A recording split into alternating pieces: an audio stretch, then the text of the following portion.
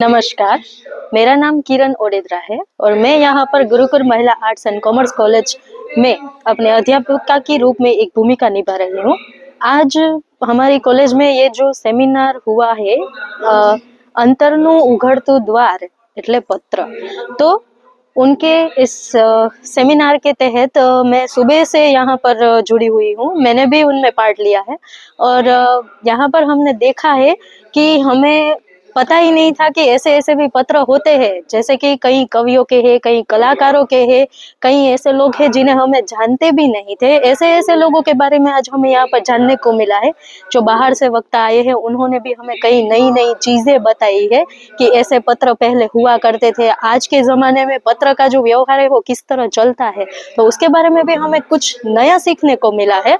और कई ऐसे लोग हैं जिनको हम कभी नहीं जानते थे, ऐसे लोगों के बारे में भी आज हमको जानने को मिला है और उनके जो पत्र थे वो भी हमें देखने को मिले हैं।